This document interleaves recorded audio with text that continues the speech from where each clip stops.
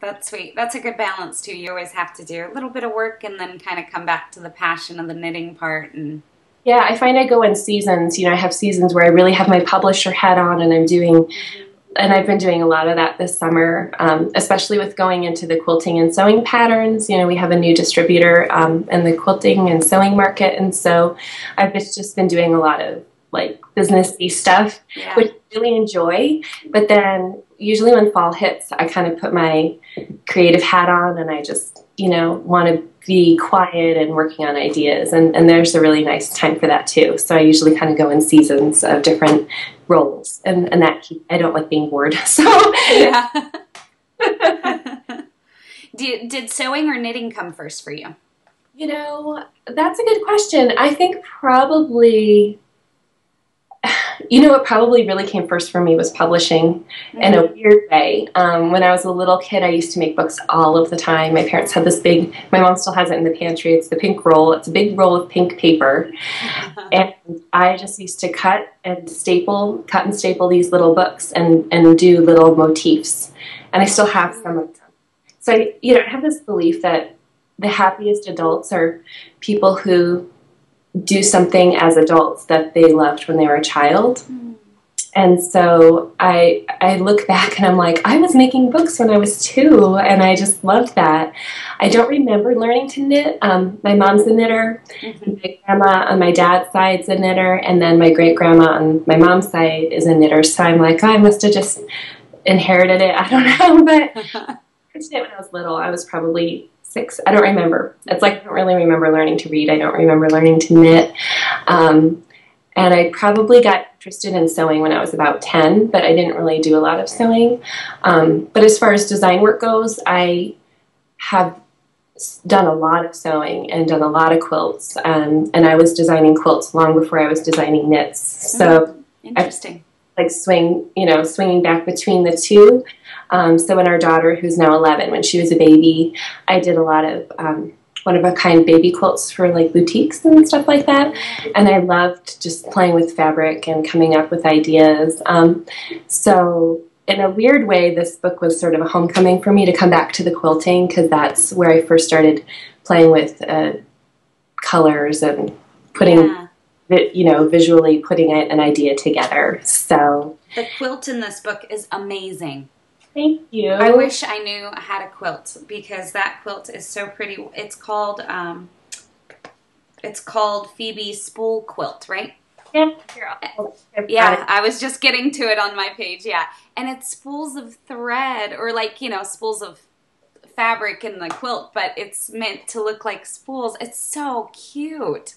It's a traditional motif that's often rotated, so you've got a spool upright, sideways, upright, sideways. Oh, I'm really looking for a way to take that motif and make it look like a thread rack. Look like shelves of thread, and I'm always inspired by color and fiber, and so I thought it was a great way to showcase some fabric, but also give that traditional motif a very uniform look. And it always cracks me up when knitters are like, oh, I wish I knew how to sew, because I really think that if you can knit, you can make a quilt, but maybe I'm wrong there.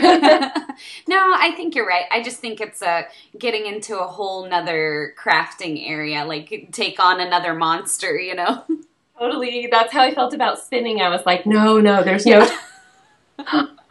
no way. And then after we started learning together, I was like, wow, this is definitely... That's wonderful.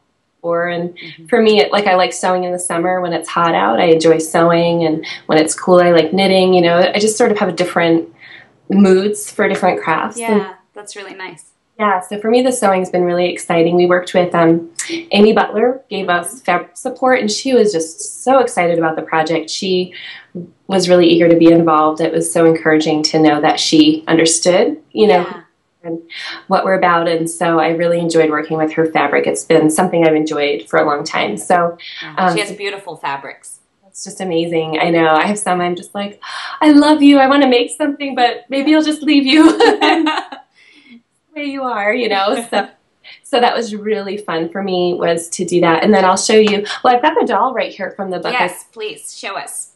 It's our little doll, and so you can tell. Cute.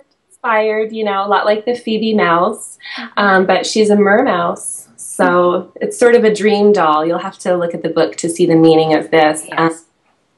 But this was really fun to kind of capture the spirit of the character, and just it's been sort of a new look for her. And something I really like about this pattern is that a child could make this. So I had a blogger who I've had a lot of fun getting to know the last year or two, and her 6-year-old daughter made one, and it's beautiful. And it was her first sewing project, and she has this, her name is Frontier Dreams, if you want to look her up. She's got this fabulous post about her daughter sewing the Phoebe mermouse doll, and I just lost it when I read it, because she just totally got like why we do what we do. Yeah. Photos of this girl hugging this doll that she made. You know, something we like about our books is how it brings generations together. So a grandma will buy a book, and then the mother will knit something, and there's this sort of neat family thing going. But I really am so excited that this is a pattern, because people will say, oh, does the book teach kids how to knit? Does it teach them how to sew? And so to have a pattern that a child can make was really fun for me. I'm really, really excited about including that. So it was fun for me too. I don't know what that says about my sewing skills. I had fun too. The doll's not intimidating. The quilt on the other side for me, but I could try the doll, no problem. That's funny. So let's talk a little bit about what you sent over for the followers to win, so they know. Yeah. So you sent over 2 copies of the book. Yeah. So 2 winners will have a chance at winning that. And then you sent over, I'm not going to be able to hold all of it, but you sent over some cotton fleece from Brown Sheep, and it's this pretty pink kind of raspberry color. Does it have a name or just a? I think it's Provincial Rose. Yes, it is. It's very, very pretty. And there's 8 skeins of this. So the grand prize winner will win all 8 skeins of it. And it's enough to make, go ahead and tell them what size and the pattern name. Yeah, perfect. Here, this is the dress. These party dress. The pink one in the book is a size 4. The gold one in the book is a size 10. So the pattern runs from size 2 to 12. So the yarn is enough to make 2 smaller dresses, but it's enough to make all the way up to the size 12. So I thought if somebody wanted to knit the size 12, they'll have enough yarn to do that. So yay. That's really great too. I wanted to mention that about the book and the patterns, is that your sizing is so large. Yeah, you know, I didn't do that with Phoebe's sweater, and our daughter was a size 6 when we did Phoebe's sweater, and she seemed so big to me. Big, you know, and as she's gotten older, I've actually realized how hard it is to find knitting and sewing patterns for girls like 10, 12. That's so true.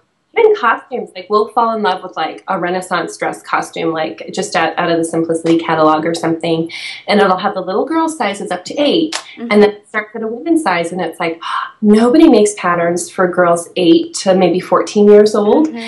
So I really felt that, you know, it's extra work, it's extra space and extra time, but I was like, I have to have these patterns go up to a size 12, because especially as our daughter's gotten older, I realized is to find those and how much I want her to be able to wear, you know, the things. I have, this is the dress from the book. Oh, yay. It's the yellow one. I can show you the lace pattern on it. It's just really a cute pattern. Oh, it's so cute. I would wear something like that. It's really pretty.